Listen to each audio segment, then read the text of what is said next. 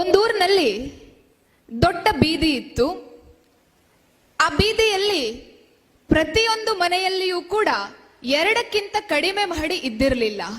ಆಗರ್ಭ ಶ್ರೀಮಂತವಾದಂತಹ ಮನೆಗಳು ಇದ್ದಂತಹ ಒಂದು ಬೀದಿ ಅದು. ದೊಡ್ಡ ಗೇಟ್ ಇರ್ತಾ ಇತ್ತು, ಅದಕ್ಕೊಂದು ದೊಡ್ಡ ಬೀಗವೂ ಇರ್ತಾ ಇತ್ತು. ಬೆಳಗ್ಗೆ ಹಾಲಿನ ಹುಡುಗ ಹಾಲು ಹಾಕ್ಲಿಕ್ಕೆ, ಪೇಪರ್ನ ಹುಡುಗ ಪೇಪರ್ ಹಾಕ್ಲಿಕ್ಕೆ 2 ಸಪರೇಟ್ ಆದಂತಹ ಪೌಚ್ಗಳನ್ನ, ಬ್ಯಾಗ್ಗಳನ್ನ ಇಟ್ಟಿರ್ತಾರೆ. ಆದ್ರೆ ಇಡೀ ಬೀದಿಯಲ್ಲಿ ಒಂದು ಮನೆ 4 ಮಹಡಿಯ ಮನೆ ಆಗಿತ್ತು. ಆದ್ರೆ ಆ ಮನೆಯಲ್ಲಿ ಹೊರಗಡೆಯಿಂದ ನೋಡಬೇಕಾಗಿದ್ರೆ ಎಲ್ಲ ರೀತಿಯ ಶ್ರೀಮಂತಿಕೆ ಇತ್ತು. 20 ರೂಪಾಯಿಯ 2 ಪೌಚ್ಗಳನ್ನ ಆ ಗೇಟಿನಲ್ಲಿ ಫಿಕ್ಸ್ ಮಾಡಿರಲಿಲ್ಲ. ಪೇಪರ್ ಹಾಕುವಂತಹ ಹುಡುಗ ಪ್ರತಿದಿನ ಎಲ್ಲ ಮನೆಗಳ ಗೇಟಿನಲ್ಲಿ ಇದ್ದಂತಹ ಪೌಚ್ ಒಳಗಡೆ ಪೇಪರ್ ಅನ್ನ ಹಾಕಿ ಹೋಗಬೇಕಾಗಿದ್ರೆ 4 ಮಹಡಿಯ ಒಂದು ಮನೆಗೆ ಗೇಟನ್ನ ತೆಗೆದು ಒಳಗಡೆ ಹೋಗಿ ಕಾಲಿಂಗ್ ಬೆಲ್ ಅನ್ನ ಒತ್ತಿ ಪೇಪರ್. ಹಾಲಿನ ಹುಡುಗನು ಅದೇ ತರ ಮಾಡಬೇಕಾಗಿತ್ತು. ಆ 2 ಹುಡುಗರಿಗೆ ಎಲ್ಲ ಮನೆಗಳಲ್ಲೂ ಬಹಳ ಸುಲಭವಾಗಿ ಪೌಚಿಗೆ ಹಾಕಿದ್ರೆ ನಡೀತದೆ. ಈ ಮನೆಯಲ್ಲಿ ಆಗರ್ಭ ಶ್ರೀಮಂತರು ಅಂತ ಕಾಣುತ್ತೆ, 4 ಮಹಡಿಯ ಮನೆ ಇದೆ, 20 ರೂಪಾಯಿ ಪೌಚ್ ಅನ್ನ ಯಾಕೆ ಇಡ್ಲಿಲ್ಲ ಅಂತ ಹೇಳಿ ಆ ಹುಡುಗನಿಗೆ ಕಿರಿಕಿರಿ ಆಗ್ತದೆ. 1 ತಿಂಗಳು, 2 ತಿಂಗಳು, 3 ತಿಂಗಳು, 4 ತಿಂಗಳು ನೋಡ್ತಾನೆ. ಅವನಿಗೆ ಸಾಧ್ಯವೇ ಆಗ್ಲಿಲ್ಲ.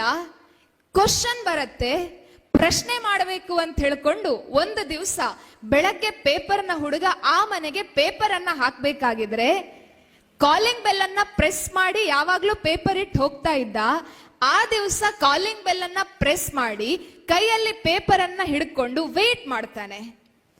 ಸ್ವಲ್ಪ ಹೊತ್ತಲ್ಲಿ ಒಬ್ಬ ಹಣ್ಣು ಮುದುಕ ನಿಧಾನವಾಗಿ ಬಾಗಿಲನ್ನ ತೆಗೆದು ನಡುಕ್ತಾ ಇರುವಂತಹ ಕೈಯಲ್ಲಿ ಪೇಪರ್ ಅನ್ನ ತಗೊಳ್ತಾನೆ. ಪ್ರಶ್ನೆ ಮಾಡ್ಬೇಕು ಅಂತ ಹೇಳಿ ಇದ್ದಂತಹ ಹುಡುಗನಿಗೆ ಆ ವ್ಯಕ್ತಿಯ ವಯಸ್ಸನ್ನ ನೋಡ್ಬೇಕಾಗಿದ್ರೆ ಕ್ವಶನ್ ಕೇಳುವಂತಹದ್ದು ಸರಿಯೋ ತಪ್ಪೋ ಅಂತ ಹೇಳಿ ಗೊಂದಲಕ್ಕೆ ಒಳಗಾಗ್ತಾನೆ. ಆದ್ರೆ ಹೇಗೂ ನಾನು ಕೇಳಲಿಕ್ಕೆ ಬಂದಿದ್ದೇನೆ, ಕೇಳಿಯೇ ಬಿಡ್ತೇನೆ ಅಂತ ಹೇಳ್ಕೊಂಡು ಆ ಅಜ್ಜನ ಹತ್ರ ಕೇಳ್ತಾನಂತೆ, ಅಲ್ಲ ತಾತ, 4 ಮಹಡಿ ಮನೆ ಇದೆ, ಒಂದು ಪೌಚ್ ಅನ್ನ ನೀವು ಅಲ್ಲಿ ಗೇಟಿಗೆ ಸಿಕ್ಕಿಸಿದ್ರೆ ದಿನಾ ಬೆಳಗ್ಗೆ ನಾನು ಗೇಟಿನಿಂದ ಡೋರ್ ವರೆಗೆ ಬಂದು ಕಾಲಿಂಗ್ ಬೆಲ್ ಅನ್ನ ಒತ್ತಿ ಪೇಪರ್ ಅನ್ನ ಹಾಕುವಂತಹ ಕೆಲಸ ಕಡಿಮೆ ಆಗ್ತದಲ್ವಾ, ನಾಳೆಯಿಂದ ಪೌಚ್ ಅನ್ನ ಇಡಿ ಅಂತ ಹೇಳಿ ರಿಕ್ವೆಸ್ಟ್ ಮಾಡ್ಲಿಕ್ಕೆ ನಾನು ಬಂದದ್ದು ಅಂತ. ಆ ತಾತ ಆ ಹುಡುಗನ ಕೈಯನ್ನ ಹಿಡ್ಕೊಂಡು ಒಳಗಡೆ ಹೋಗ್ತಾರೆ. ಅರಮನೆಯಂತಹ ಮನೆ, ಹುಡುಗನಿಗೆ ಆಸೆ ಆಗತ್ತೆ. ಸೋಫಾ ಮೇಲೆ ಕುತ್ಕೊಳ್ಳಿಸ್ತಾರೆ. ಒಳಗಡೆ ಹೋಗಿ ಫ್ರಿಡ್ಜ್ ಇಂದ 1 ಲೋಟ ನೀರು ತಂದು ಕೊಟ್ಟು ಹೇಳ್ತಾರೆ, ಮಗ, ನಿನಗೆ ಕಷ್ಟ ಆಗ್ತದೆ ಅಂತ ನನಗೆ ಗೊತ್ತಿದೆ, ಆದರೆ ತಿಂಗಳಿಗೆ ಇನ್ನೂ 2,000 ರೂಪಾಯಿ ಜಾಸ್ತಿ ಕೊಡ್ತೇನೆ. ನಾಳೆಯಿಂದ ಕಾಲಿಂಗ್ ಬೆಲ್ ಹಾಕಿ ಪೇಪರ್ ಅನ್ನ ಬಿಸಾಡಿ ಹೋಗಬೇಡ, ಕಾಲಿಂಗ್ ಬೆಲ್ ಅನ್ನ ಪ್ರೆಸ್ ಮಾಡಿ ನಾನು ಬರುವಲ್ಲಿಯವರೆಗೆ ಕಾದು ನನ್ನ ಕೈಯಲ್ಲಿ ಪೇಪರ್ ಕೊಟ್ಟು ಹೋಗ್ತೀಯಾ ಅಂತ. ಹುಡುಗನಿಗೆ ಅನ್ನಿಸ್ತದೆ, ಸ್ವಲ್ಪ ಕೆಲಸ ಕಡಿಮೆ ಇತ್ತು, ಪ್ರಶ್ನೆ ಕೇಳಿ ನಾನು ತಪ್ಪು ಮಾಡಿದ್ನೇನು ಅಂತ. ಹುಡುಗನಿಗೆ ಕುತೂಹಲ ಜಾಸ್ತಿ ಆಯಿತು. ಅಲ್ಲ ತಾತ, ಯಾಕೆ ನನಗೆ 2,000 ಬೇಡ, ನನಗೆ ಕೆಲಸ ತುಂಬಾ ಇರ್ತದೆ, ನಿಮ್ಮ ಹತ್ರ ಬಂದ್ರೆ ಮಾತನಾಡಬೇಕು, ಒಂದಷ್ಟು ಸಮಯ ಹಾಳಾಗ್ತದೆ ನಂದು ಅಂತ ಹೇಳಬೇಕಾಗಿದ್ರೆ ಆ ತಾತ ಕಣ್ಣಂಚಿನಲ್ಲಿ ನೀರನ್ನ ತುಂಬಿಕೊಂಡು ಹೇಳ್ತಾರೆ, ಮಗು, ನಾನು ಅನಾಥ ಅಲ್ಲ. 4 ಮಹಡಿಯ ಮನೆ, ಇದೆಲ್ಲವನ್ನ ನೀನು ಏನ್ ನೋಡ್ತಾ ಇದ್ದಿ, ಅದ್ ನನಗೆ ಯಾರಿಂದಲೋ ಸಿಕ್ಕಿದ್ದಲ್ಲ, ನನ್ನ ಅಪ್ಪ ಅಮ್ಮನ ಆಸ್ತಿ ಅಲ್ಲ. ನನಗೆ ನನ್ನ ದೇಹದಲ್ಲಿ ಬಿಸಿ ರಕ್ತ ಇರಬೇಕಾಗಿದ್ರೆ ನನ್ನ ಯೌವನದಲ್ಲಿ ನಾನು ಕೂಡ ತಿಂಗಳಿಗೆ 1 ಲಕ್ಷದವರೆಗೆ ಅರ್ನ್ ಮಾಡ್ತಾ ಇದ್ದೆ. ಆ ಅರ್ನಿಂಗ್ಸ್ ನಿಂದ, ಆ ಸಂಬಳದಿಂದ 4 ಮಹಡಿಯ ಮನೆಯನ್ನ ಕಟ್ಟಿದೆ.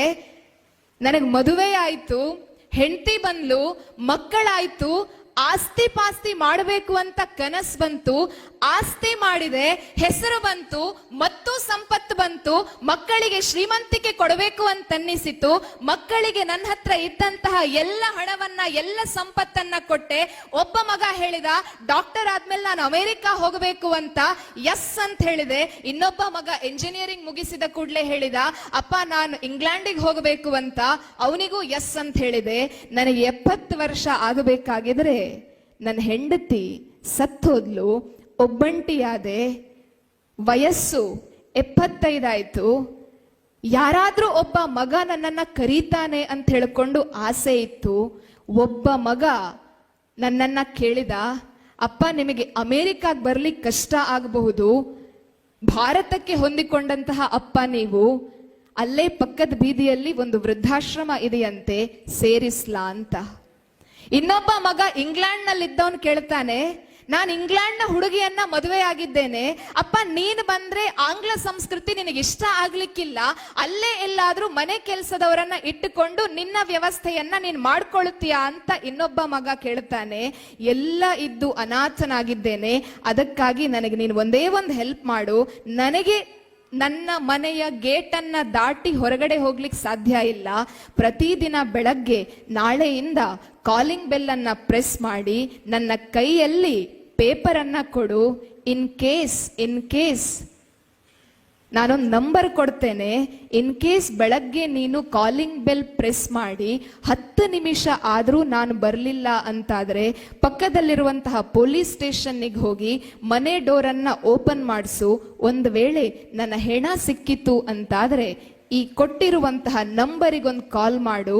ನಿಮಗಾಗಿ ಎಲ್ಲವನ್ನ ಕೊಟ್ಟಂತಹ ಅಪ್ಪ ಶವವಾಗಿ ಮನೆಯಲ್ಲಿ ಬಿದ್ದಿದ್ದಾನೆ, ದಯವಿಟ್ಟು ಅಂತ್ಯ ಸಂಸ್ಕಾರವನ್ನ ಮಾಡ್ಲಿಕ್ಕೆ ಮನೆಗೆ ಬನ್ನಿ ಅನ್ನುವಂತಹ ಒಂದು ಮಾತನ್ನ ನೀನು ಹೇಳು. ನಿನಗೆ 2,000 ಅಲ್ಲಪ್ಪ, ಬೇಕಿದ್ರೆ ಇನ್ನೂ 3,000 ಜಾಸ್ತಿ ಕೊಡ್ತೇನೆ, ತಿಂಗಳಿಗೆ 5,000 ಕೊಡ್ತೇನೆ, ಈ ಒಂದು ಸಹಾಯ ಮಾಡ್ತೀಯಾ ಅಂತ ಕೇಳಬೇಕಾಗಿದ್ರೆ ಯಾವ ಸಂಬಂಧವೂ ಇಲ್ಲದೆ ಇದ್ದಂತಹ ಆ ಪುಟ್ಟ ಹುಡುಗ, ಪೇಪರ್ ಅನ್ನ ಹಾಕ್ತಾ ಇದ್ದಂತಹ 16-17 ವರ್ಷದ ಹುಡುಗ ಅಜ್ಜನ ಕೈಯಲ್ಲಿ ಲೋಟವನ್ನ ವಾಪಸ್ ಕೊಟ್ಟು ಆ ಅಜ್ಜನ ಕಾಲಿಗೊಂದು ನಮಸ್ಕಾರವನ್ನ ಹಾಕಿ ಹೇಳ್ತಾನಂತೆ, ತಾತ ನನಗೆ 5,000 ಬೇಡ, ನನಗೆ ಆಶೀರ್ವಾದ ಮಾಡು, ಬದುಕಿನಲ್ಲಿ ಒಳ್ಳೆಯ ಸ್ಥಾನಮಾನವನ್ನ ಗಳಿಸಿಕೊಂಡು ಸಮಾಜದಲ್ಲಿ ನಿನ್ನಂತೆ ಇರುವಂತಹ ಅನೇಕ ಮಕ್ಕಳಿಂದ ವಂಚಿತರಾದಂತಹ ಅಪ್ಪ ಅಮ್ಮನನ್ನ ನೋಡಿಕೊಳ್ಳುವಂತಹ ತಾಕತ್ತು ನನಗೆ ಬರಲಿ ಅನ್ನುವಂತಹ ಆಶೀರ್ವಾದವನ್ನ ಮಾಡು.